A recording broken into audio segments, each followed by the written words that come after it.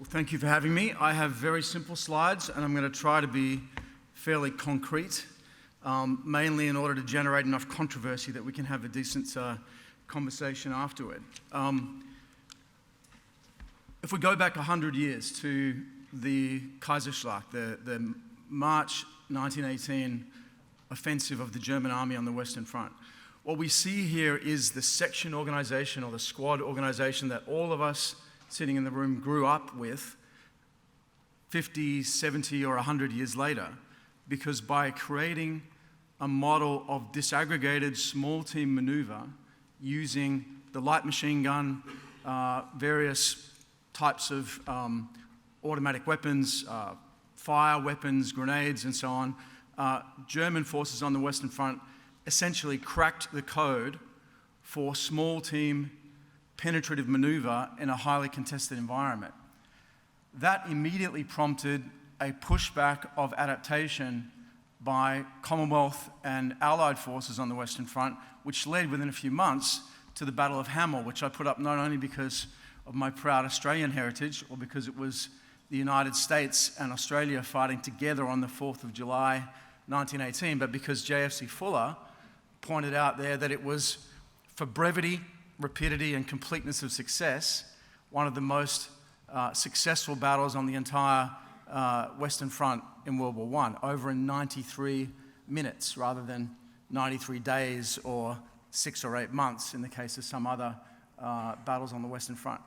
All the elements that you see in this picture postcard, aircraft, tanks, light infantry operating in small combat groups, and a key issue that you don't see in the postcard, that is effective wireless communications, enabled taking all the elements that had been around for, in some cases, 100 years, and integrating them into a single concept of maneuver.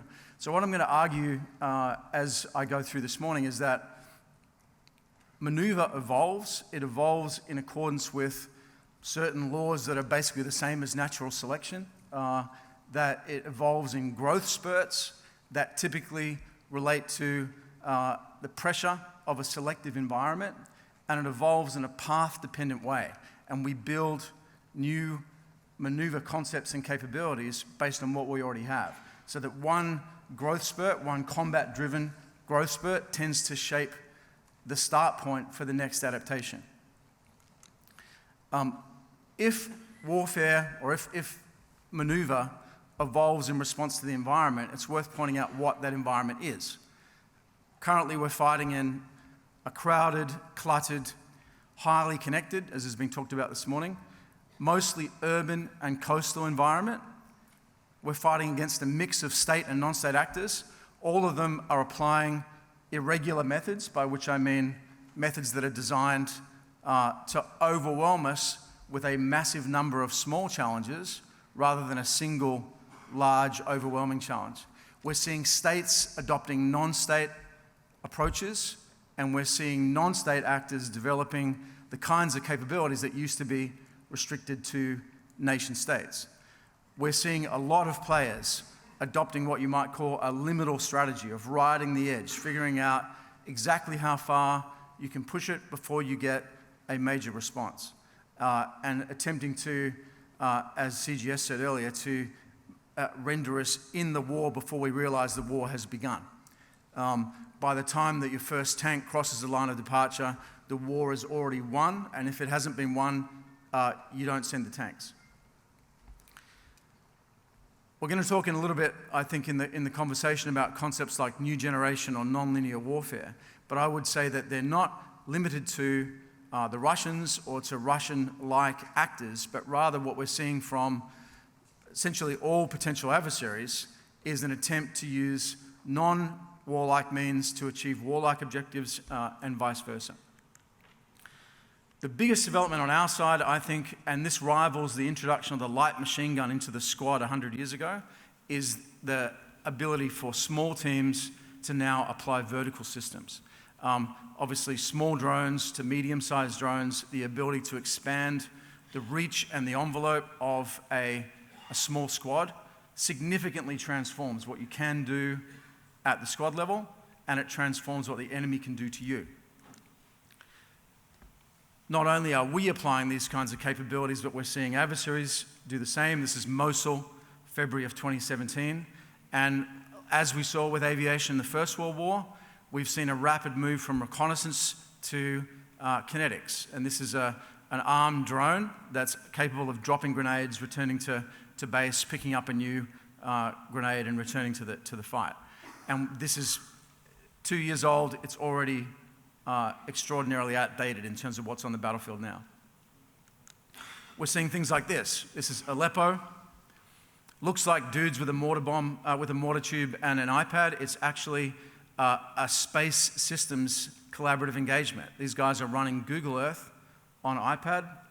They're linked to a remote observer who's observing the fall of shot, calling it in on a cell phone, dropping a pin into his version of Google Earth, which then appears on theirs, and they're going to fire for effect from the first adjusting round.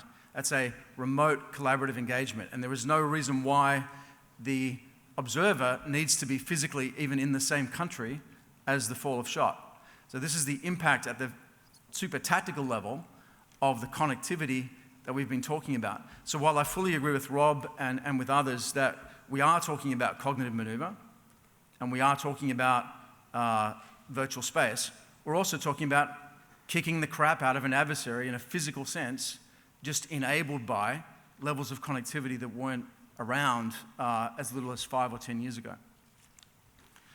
We're seeing firepower, protection, and mobility, terrorists with T-55s, as we've seen in the past. But we're also seeing information operations that are designed to exploit and to deepen the effect of those kinds of capabilities. So some of you may be aware of the famous D30 hack, where the Russian forces in Ukraine are alleged to have hacked an Android app that Ukrainians used to control the fire of their D30 howitzers. Allegations were put out that Fancy Bear, a GRU-backed hacking cyber militia employed by the Russians, was involved in that. Within a few months, it became clear that that whole thing was potentially a deception operation that never happened. There's now debate about whether it did happen, if it did, how severe it was, who was responsible. And this again gets back to CGS's point about attribution this morning, that we're seeing a maneuver space that is now an adjunct maneuver space to physical maneuver. Contrary to the idea of cyber warfare being a standalone form of conflict, we are seeing that, but we're also seeing cyber as an adjunct maneuver space in combination with physical maneuver, what I've called here info-kinetic maneuver. So if we bring all that together, conscious of time, we're looking at a fitness landscape, right? A landscape that shapes the evolution of adversaries. We have air superiority, but we're operating with less than capable ground forces. We have extremely tight legal and political constraints on what we can do. It's a pervasive electronic surveillance environment, but massive traffic volumes allow an adversary to hide in the clutter. There's this explosion of connectivity, which we've already talked about, enabling propaganda, but also enabling kinetic and C2 action. The pervasive appearance of smart consumer systems like the iPad that I just showed is changing the level of precision. Adversaries are hugging our systems using GPS or cell phones because they know we're not going to shut them off. And then there's a high degree of technical and mechanical skill among the kinds of populations we encounter in a predominantly urban environment. That selective pressure drives adaptation. I'm not going to read these, I'm just going to state them. This environment is encouraging the emergence of forces, both on the enemy side and hopefully on our own, that have a number of characteristics: stealth, dispersion, modularity, autonomy, infestation. This is an Israeli military term, but it means the ability to meld into the physical environment and disappear without maneuvering separate to the environment. Hiding in electronic plain sight. Hugging, getting close to our systems so that we can't turn them off. Media manipulation.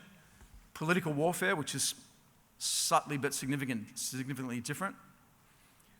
Technological repurposing, taking consumer systems or industrial systems and repurposing them for military purposes and vice versa.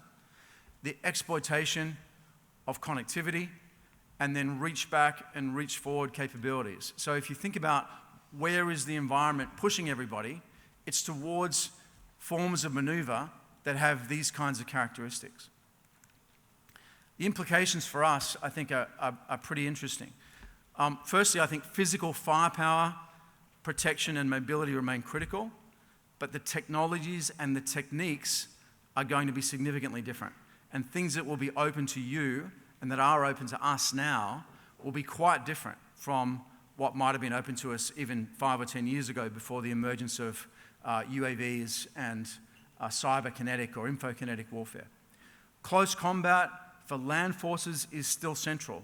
If you can't dominate the firefight, if you can't maneuver against opposition, it doesn't really matter how cute your information operations are, you're not going to survive. And so close combat is the fundamental for everything else. But now it includes vertical capabilities at the small team level. Those vertical capabilities mean that instead of moving one visual distance from your counterpart, you can now have formations that go beyond visual range, which means we're about to see small team beyond visual range engagement. There are now emerging capabilities like the US Project Maven that are getting close to what you might call true battlefield AI. And when that happens, I think we're going to be looking at significantly faster and different kinds of maneuver than what we've seen in the past. We've talked a lot in the past about moving dispersed and fighting concentrated. When we think in the 3-dimensional or 4-dimensional or 5-dimensional concept of maneuver that we're talking about now, we may not be aggregating or concentrating forces. We may be concentrating fires or concentrating information, but leaving our forces dispersed. We may end up with a system where we move dispersed and fight dispersed. That has some very significant leadership and junior NCO implications that are worth thinking through. And then, as I mentioned, info-kinetic maneuver. I'm going to finish with one quote from Richard Simpkin, a British Army officer who wrote a wonderful book towards the end of the Cold War called Red Armor. It's out of print now, but you can still find it if you look in libraries. And he drew a very important distinction between how a Russian or a Soviet commander maneuvers and how a NATO commander maneuvers. And he said, a NATO leader moves between fights. A Soviet leader fights between moves.